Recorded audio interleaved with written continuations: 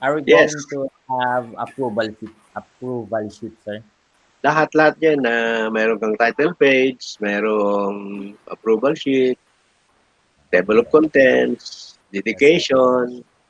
Kwan lang, lagyan lang ng page na kwan yan. Yung dedication, you can have it already.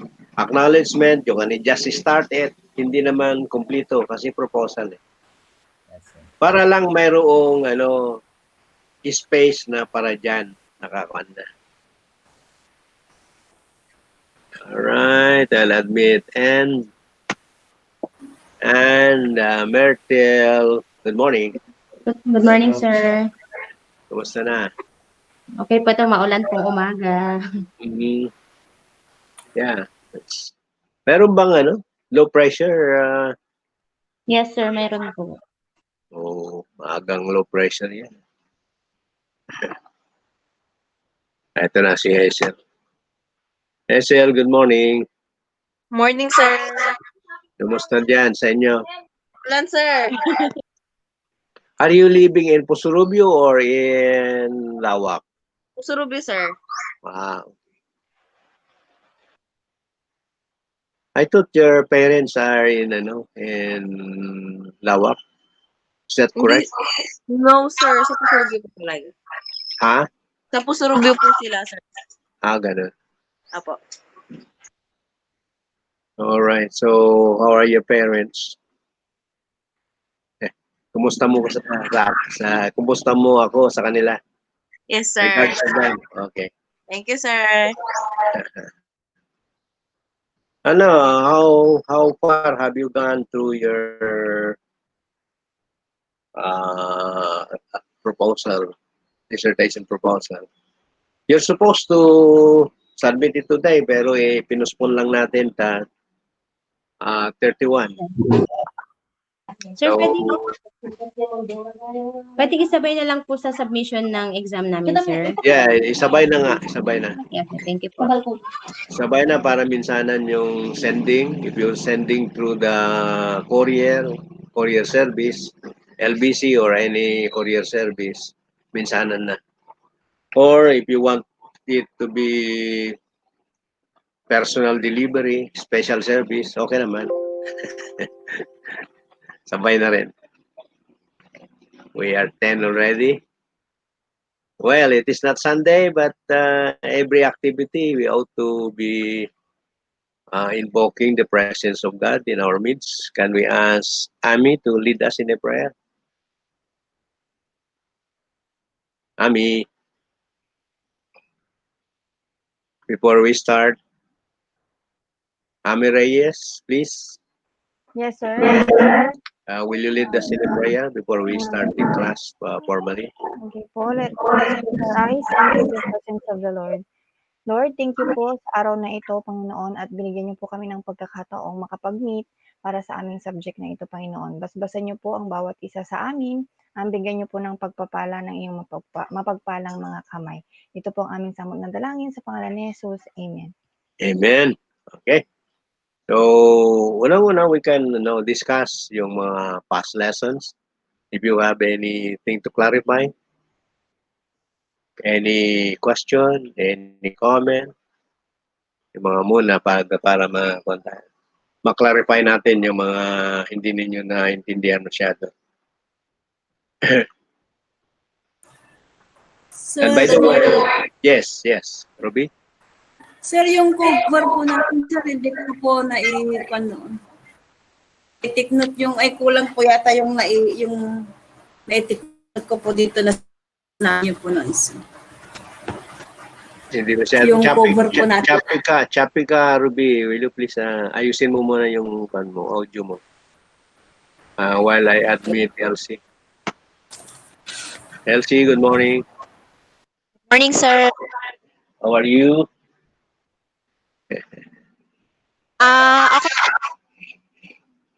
Okay. Ruby, what is that you were saying? Kasi choppy ka kanina. Choppy ka kanina. Yung cover po natin, sir. Yes. Yung cover po natin, sir. Yung ilalagay po sa cover natin, sir. Sa sa proposal po natin. Hindi Hindi ko ba naibigay yung yung format? Ano po lang, pakiulit nga po sir. Yung cover po natin.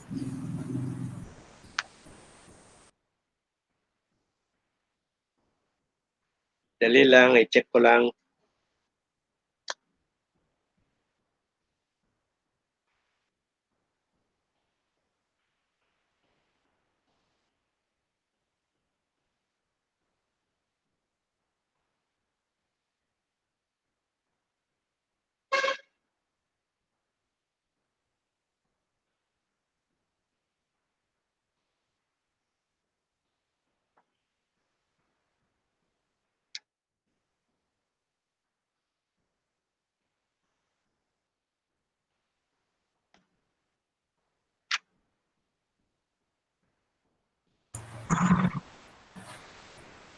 Pwedeng sundan yung nasa aklat on page 227.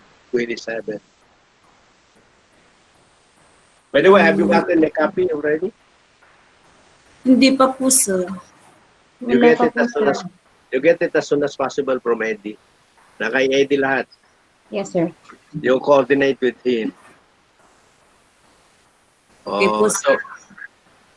Okay, you can follow that format kasi yun ang binigay ng GS noong at the start of the new administration. Of course, there are other ways, pero yan muna ang ating format. I'll admit Jonathan muna. Hello, Jonathan. Good morning. Jonathan, good morning.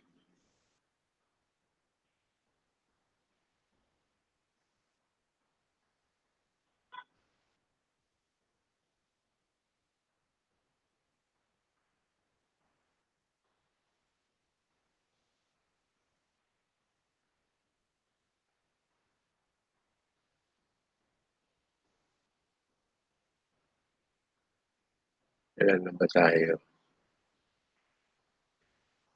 12. Okay, any issues? Any problems? Anything that needs to be clarified?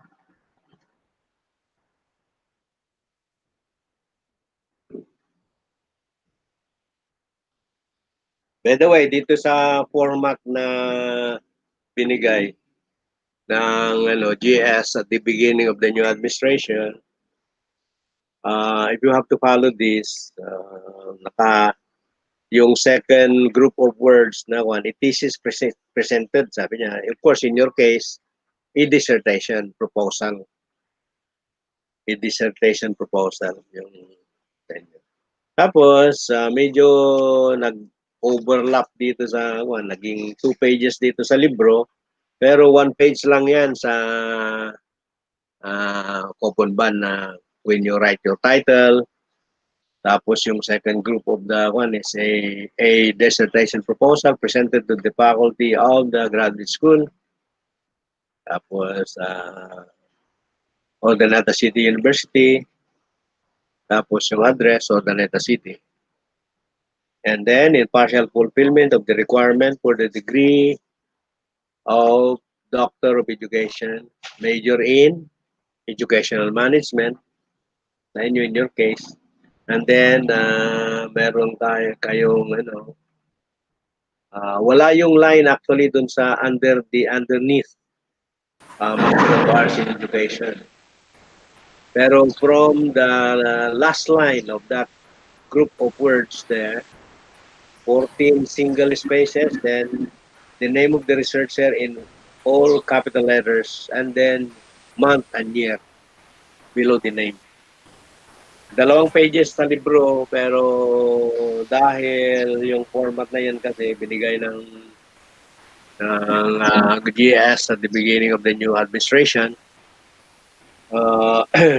but if you have to type it na ganyan ng spaces na susundin nyo, 1 page lang yan. Okay, any other issues you want to clarify?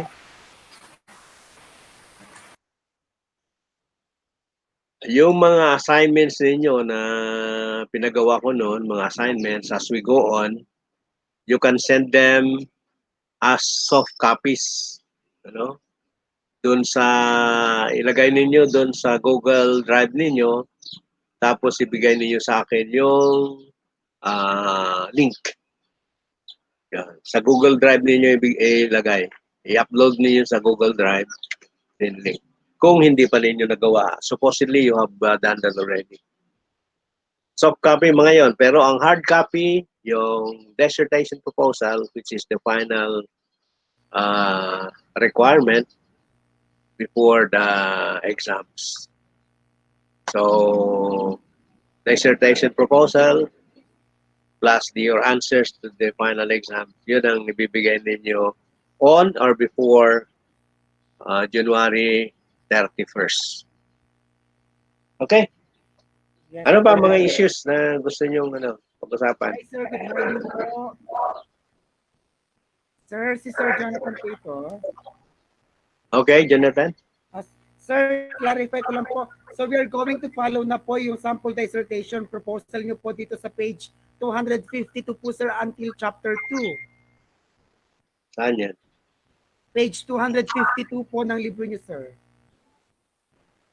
Appendix L. Appendix L po.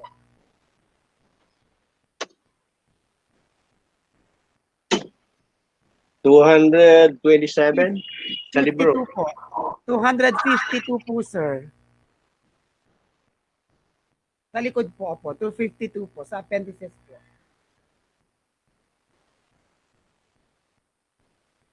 Yun, yung outline. Yes. Yes po, sir. Yan ang gagawin niyo. Okay po, sir. Thank you po. So, chapter 1 and chapter 2 po, sir. Chapter 1, chapter 2. Plus, of course, yung data gathering instrument. Okay, sir. Thank you po, sir. Thank you po. Kasi yung 52, may kasunod dun sa 53, kasama pa rin yun. Okay po, sir.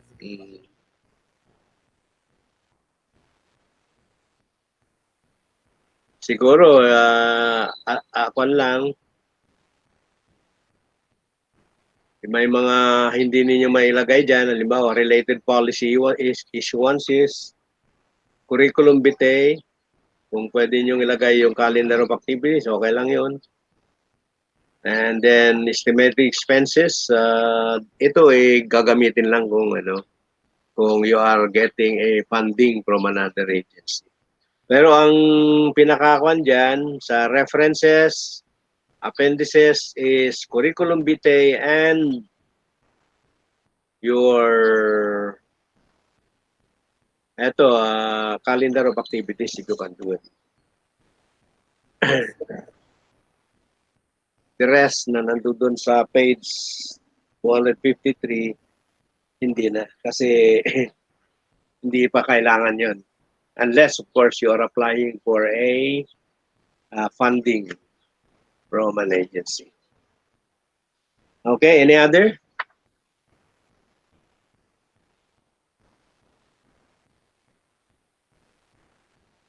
Ano masasabi niyo yung mga nakakuha na ng aklat? Ano masasabi niyo? Maganda, Do you sir. find it useful? Yes, sir.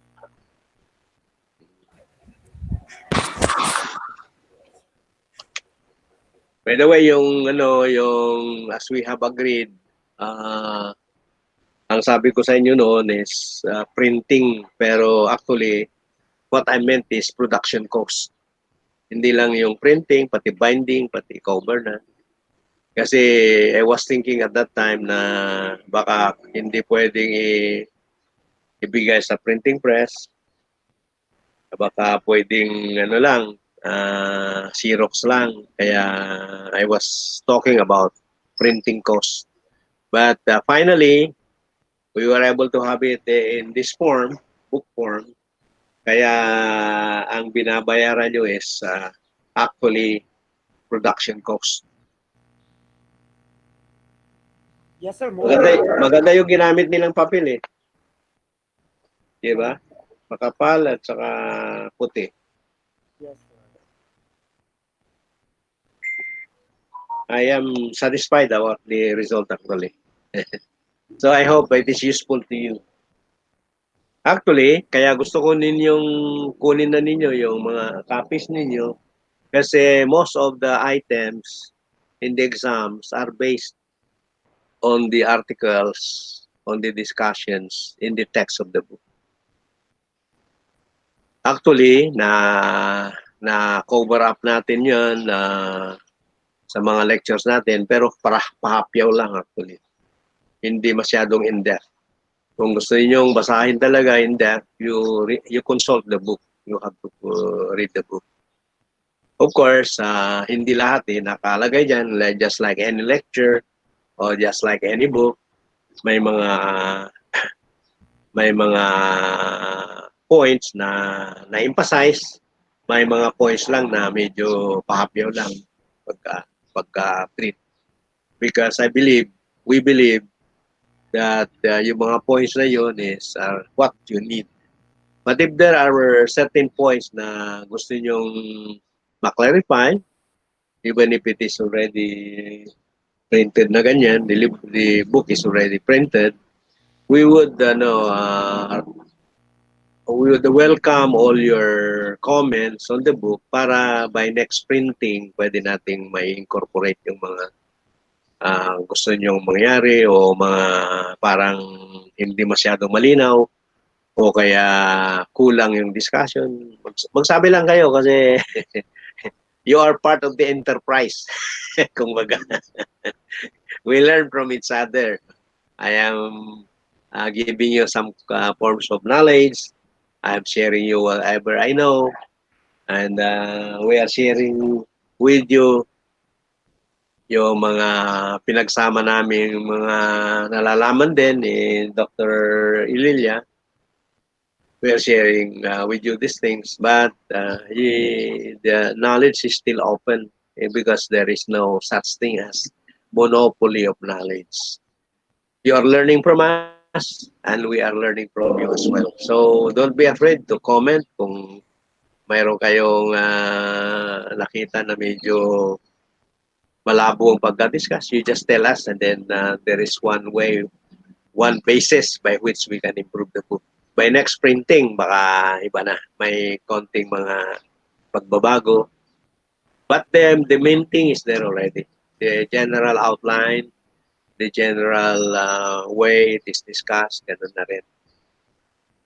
Siguro, ang mga i-add na lang natin, especially Dr. Manzano is inviting me to promote this in the international conference that will be done in Geneva by next year. So, tiyak na magkakaroon ng revision by yung mga next version nito. Magkakaroon ng additional information and yung direction, the focus will be more or less international na, hindi masyadong. Sa ngayon kasi, it is focused on local needs, yung pangangailangan ninyo sa pagsulat ng dissertation ninyo, ng research ninyo. But since Dr. Manzano has already given me the invitation for the international conference in Geneva by next year, hopefully we can go to that conference kasi we are praying about the COVID situation para magkaroon na tayo ng freedom to travel, hindi na tayo masyadong restricted sa mga bagay-bagay. Although mayroong konting adjustments kasi new normal nga. We can never go back to our original situation actually. Mayroon ng threat regarding the COVID kasi ang maganda lang is pagka mayroon ng vaccine for most people, hindi na masyadong widespread yung transmission. Magkakaroon ka lang ng COVID kung mahina yung resistensya mo. Yun ang kagandahan na new normal. Kailangan na maging healthy ka. You practice healthy style. You eat balanced diet. You exercise. and you always have a positive frame of mind. Yun ang mga kailangan para hindi ka susceptible to COVID. But according to mga medical authorities, talagang COVID will stay. Kaya new normal na talaga. Parang ang trato na lang natin later on is parang ordinary na sipon. Kung humina yung resistensya mo, magkakaroon ka ng sipon, parang ganun na. pero of course, COVID is more more dangerous than the sipon lang. Kaya mag-ingat pa rin tayo. Yun, I was talking about the invitation of Dr. Monzano to attend the international conference in Geneva, and he was proposing na itong libro natin So let's dig into our settings down ipopromote here doon. and head over So to one the thing output we can tab. do about it And is in here under recording, we have an dagdagan ng option material that lets us para set up maging how we would like to record. international yung focus rather than very local. Alisin na siguro yung iba na parang local lang ang focus so that it can cater to an international audience. Yan lang ang mangyayari sa libro natin. And siguro baka gusto ninyo yung international version later on. Hardcover na yon, hardcover na. We are planning na yung cover niya is hardcover tapos may jacket siya. So, isasama ko na. Tapos we are planning na yung information about the authors siguro ma-consolidate tapos na hindi dyan na rin yung litrato namin. Talagang book na book. Yan mga improvements na we are thinking about for the international audience. Okay, any other issues that you want to take up?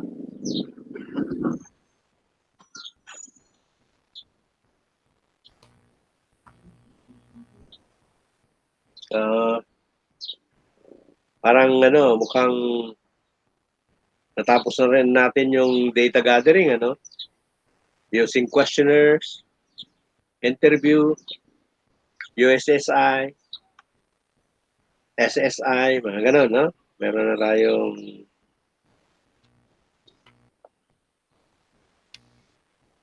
palagay ko magaling sundin din yung statistical treatment nito. Most especially yung weighted mean, the weighted mean part of it kasi most of your data gathering instrument, your questionnaire will have a section wherein the questionnaire is a Likert type kind of items na may mga indicator statements tapos the respondents are expected to respond by checking the appropriate column corresponding to their answers, to their responses to the item. Ngayon, dahil yan ang most common na data gathering instrument ninyo, you need to master yung statistical treatment na tinatawag na weighted mean. Weighted mean, overall weighted mean, grand overall weighted mean. Do not use the term na palagi natin nababasa in the past, yung average mean. There's no such thing as average mean. That is a redundancy. Kasi average is mean. Mean is average. They are one and the same. Kaya pag kasi ginamit mo yung average mean, it is a redundancy.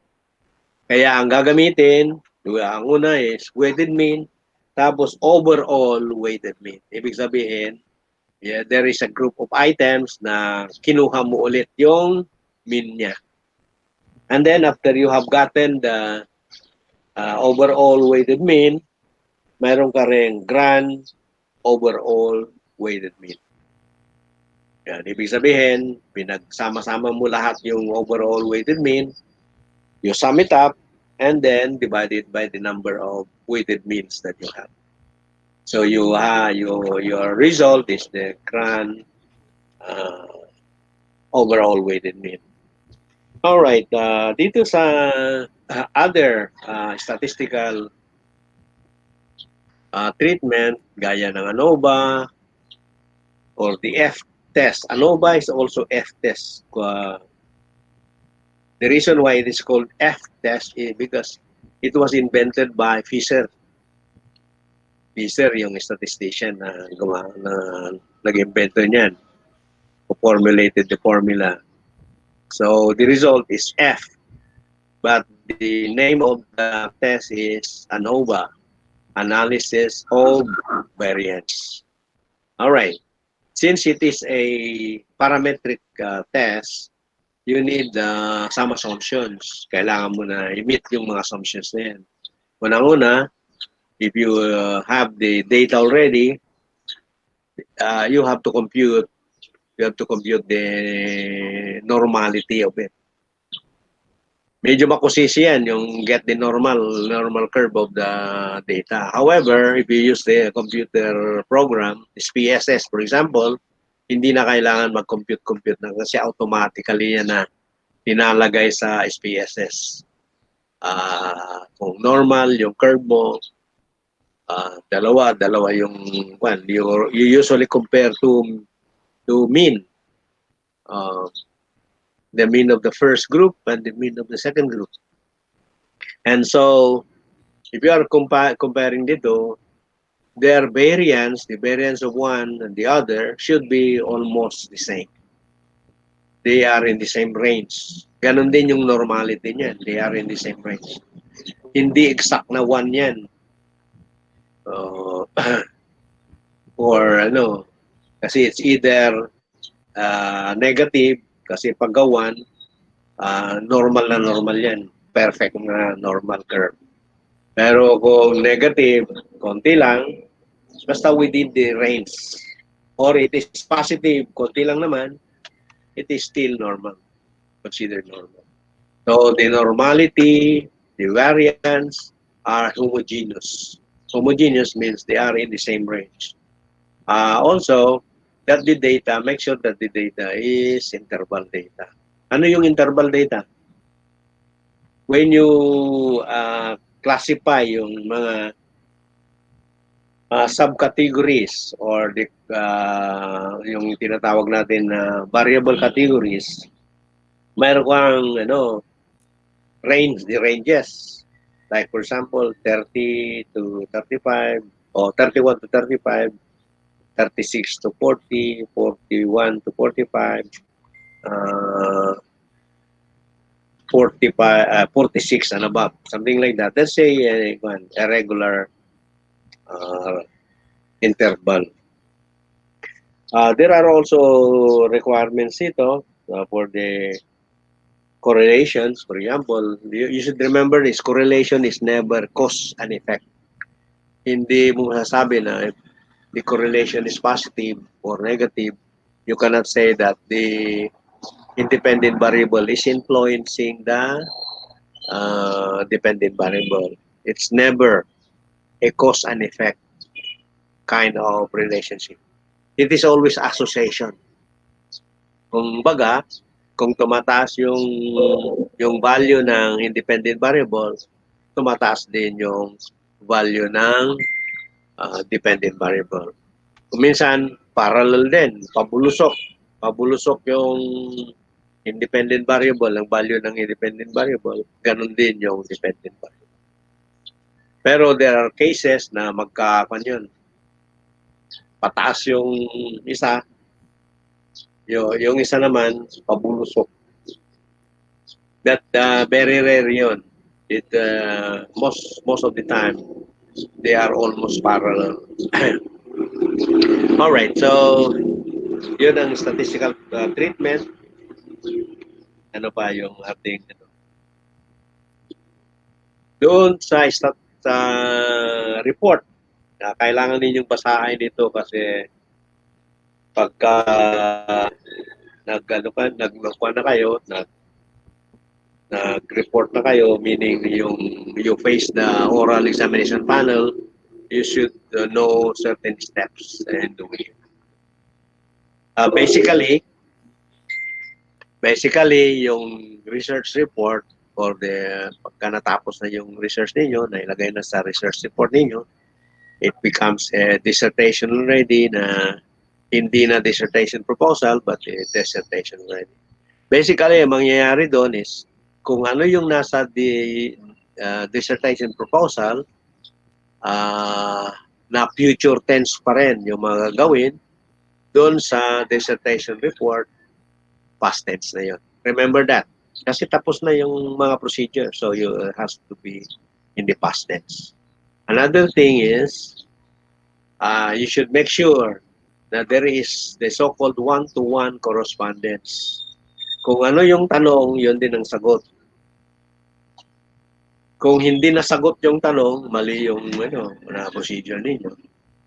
Kailangan kung ano yung tanong, ano yung main problem, lahat ng specific problem will contribute to the answer of the main problem. Tapos, whatever answers, ito yung problem, may answer siya, may salient findings siya. Whatever the salient findings will be the basis of the conclusion. Walang conclusion na walang basis doon sa findings. Tapos, the recommendation also will follow the conclusion. Hindi ka magre-recommend na wala kang basis. You have to recommend only on the basis of your findings and of your conclusion. Kaya mayroon tayong one-to-one correspondence. Tanong, mga problems, salient findings, tapos conclusion, tapos recommendation. Kung ano yung first problem, sasagutin ng first salient solution. Kung ano yung first salient findings, yun ang basis ng first conclusion. Yun, yung conclusion naman, yun ang basis ng first recommendation. Ganun. So, one-to-one. Kung 4 yung specific problems mo, dapat 4 din yung findings na ipipresent. Tapos 4 din yung conclusion, 4 din yung recommendation. Okay, yung recommendation, however, maybe the last recommendation kasi usually is that further studies may be done on this particular topic.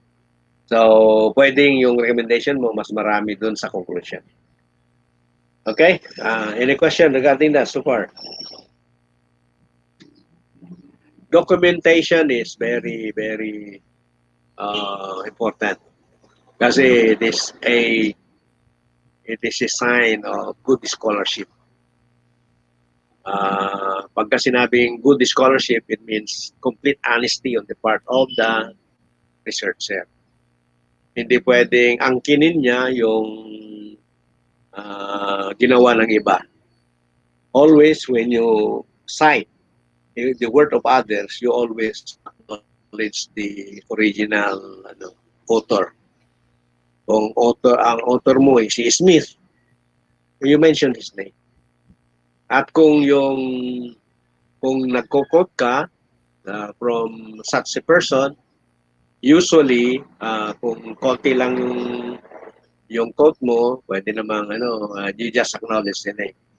But kung sizable yung gagawin mo o gagamitin mo na material, you better have permission from the original author. Okay? Now, I would like you to explore the possibility of using Mendeley. Mendeley is a program that will automatically list down your bibliography and will do the documentation. As you do the documentation, gagawin na rin niya yung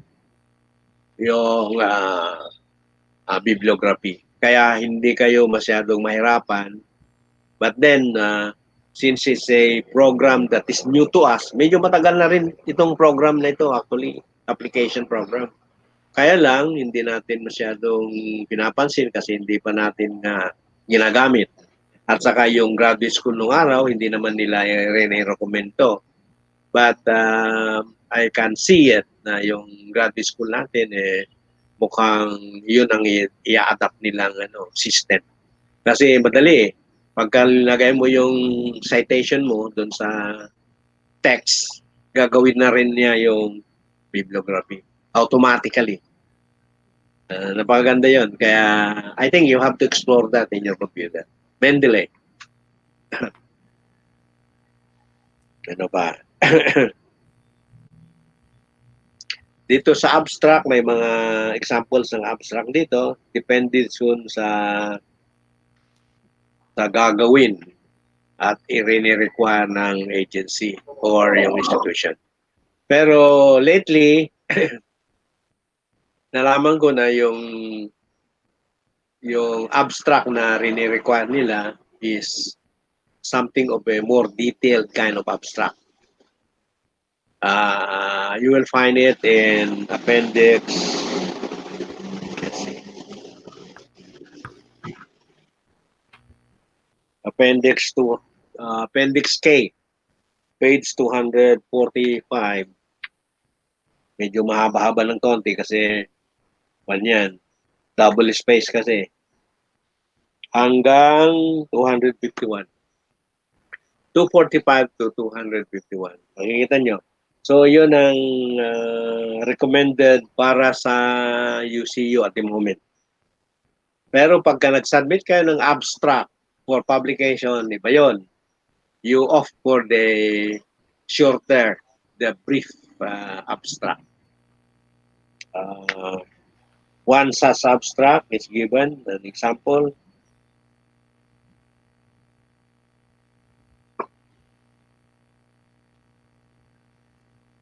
Limbawa, itong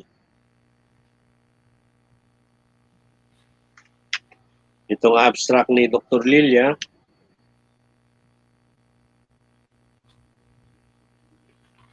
it is submitted for publication. Kaya ganyan. There's another form ng abstract.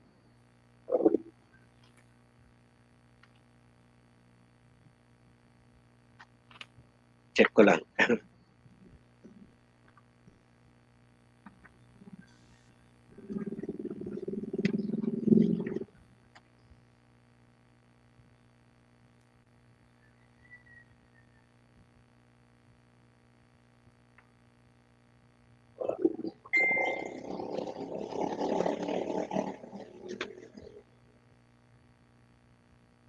Wala pala sa appendix yun. Nasa text mismo. Beginning from 204, page 204 to 210. Itong abstract na ito naman, it was submitted to the International Educators, I cannot remember the exact title. It was submitted to this group, international group. Ito yung sinadmit ko doon sa pagpunta namin sa States noon, sa Baltimore. Which was accepted for discussion in the conference. Kaya nakapunta kami doon. Ganito yung requirement. Actually, yung abstract na yan, yung example na yan, is hindi double space. Close type ang gusto nila. It is also for publication after the conference. So for purposes of peer review. Kasi yung peer review na yan is to ascertain na sa iyo yung research na yan. Ownership is one issue there. Second is, if your methodology is acceptable, tama dun sa, tumutugma dun sa problem, methodology, your statistical analysis, or kung qualitative yung analysis mo, it is in conformity with the accepted procedure of such kind of analysis. So, yun ang mga issues doon na tinitingnan pagka peer review. Kaya tinawag na peer review because the reviewers are professors like us in the same field. in the same field. Kung kayo naman ang magpapublish, halimbawa, after you have graduated your doctorate degree, ang magre-review naman sa inyo is yung mga professors na nasa educational management. Kasi you are in the field of educational management. That's why the peer reviewers are from that field as well. They are either professors or authorities on educational management. Possibly they are authors of books of education management who will be reviewing your paper. And usually, yun nga, yung mga issues na hinahanap. Ownership. Ibig sabihin, hindi ka nangupya. Madaling tignan kung nangupya ka ngayon. Isa-subject lang dun sa plagiarism test lalabas yung mga ideas, mga quotes na tinapal mo dun sa report mo na hindi naman sa iyo pala.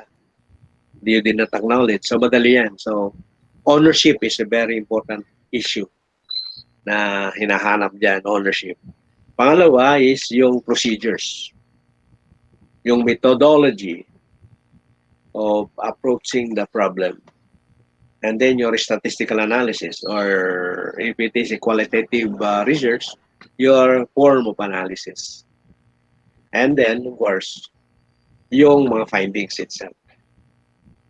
Why findings? Kasi tignan kung yung findings mo, yun din ang lumabas doon sa statistical procedures mo. Kung tama yung statistical procedures mo, tama yung data na you have gathered, and tama yung analysis, then tama rin, of course, yung findings. Pero mga pagkakataon kasi na yung mga researchers, especially yung mga amateurs, yung mga new to the field, halimbawa graduate students, yung questions sila, meron silang problems, but the data that they gathered is something else. Hindi tugma dun sa kanilang problem. Halimbawa, meron kaming estudyante nung araw na yung ginather niya ni data is something on public masters in public administration. Ang ginather niya yung data is ratings on a certain program of the barangays as rated by community people. Pero ang unit of analysis niya is the barangay. Implementation of the barangay. Tama yung yung source of information niya, yung respondents, pero nung nag-analyze siya, sinasabi niya na ito yung mean ng mga respondents, which is incorrect. It is wrong. Kasi yung unit of analysis niya is the barangay itself. So dapat, kung ano yung unit of analysis, yun ang focus sana. Pero nakafocus siya sa mga sinabi ng mga respondents na yung mga sinasabi naman ng mga respondents is how they feel about the program rather than how the program was implemented. Magkaiba yun. So, yun ang sinasabi ko na dapat magkatugma rin that the procedure, the problems must have to correspond to each other para walang wastage. Yun ang mga content. Okay, ano pa yung mga issues natin? So I need to clarify.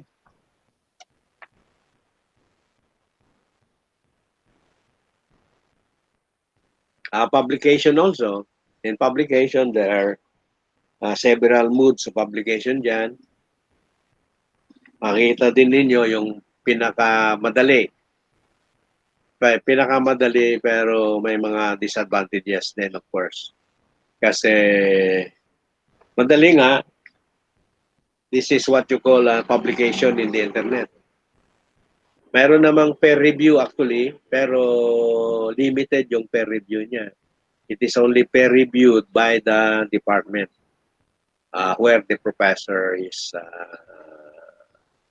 attached or where he belongs. Yan ang mga mga disadvantages kasi kung limited yung tao na nag-review doon sa pinablis mo, ibig sabihin, hindi naman lahat ng kanilang dapat tingnan nakikita nila. Ang rule of thumb there is the more people, the more qualified the people who will be reviewing the article for publication, the better. The more people who will be reviewing it, the better. However, if you publish it in the internet and you ask for comments and for criticism, parang peer review na rin yun. Paglaon, maganda na rin yung article. Gaya nung Wikipedia, nung nag-start ng Wikipedia kasi, kahit sino nagpapublish. Kung ano man yung alam nila na parang gusto nilang i-share lang. Ganun. Walang peer review. But later on, may mga criticism din regarding that. Kaya, yung mga information ng Wikipedia ngayon medyo okay na gamitin. I mean gamitin in a sense na you get the general information from Wikipedia, but do not quote from Wikipedia. Kasi it is as far as the sources of information is concerned, it is one of the weakest sources of information. It is good. Wikipedia is good for general information. Bawa, your topic is on educational management. Marami kang makikita ang educational management. Mamimili ka lang. But yung mismong article na sinasabi ng Wikipedia, do not quote from that. You quote from yung mga nasabi doon na article na pinablish. So that your data, your information is more accurate. Kasi those articles were peer reviewed. They were reviewed by people who are qualified to review. Okay, any other issues that you want to clarify?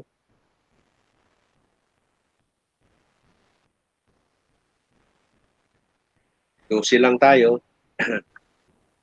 Anyway, kung wala na, we better take a picture. Screenshot muna tayo. Everybody, have your cameras open so we can take a screenshot. Eddie, can you take the picture? Eddie? Or Jonathan na lang?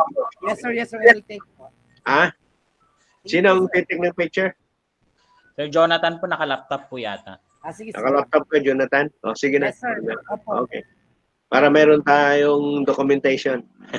Yes, sir.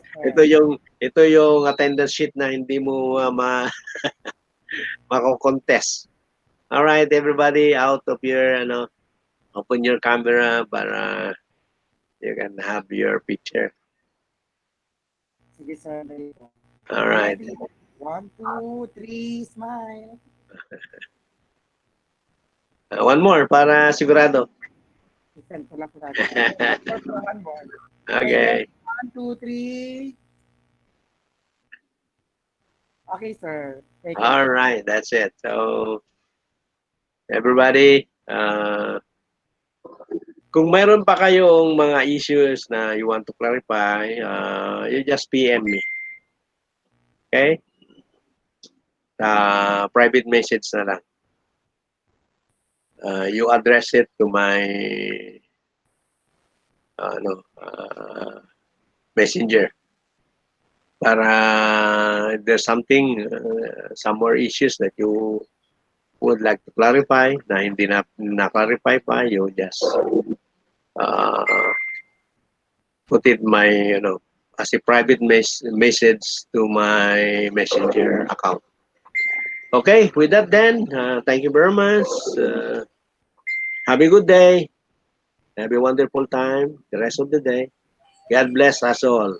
Sir, yung final Final exam, I will just send na lang po. post it mamaya. Sige, sir. Okay? Thank you, sir. Sige, sir. Thank I'll you just po. post it mamaya. Yes, sir. Group chat na din natin i-post. Okay. Thank you, sir. Bye-bye everyone. Have a good day. God bless. God bless Thank you, po. sir. Thank you, sir.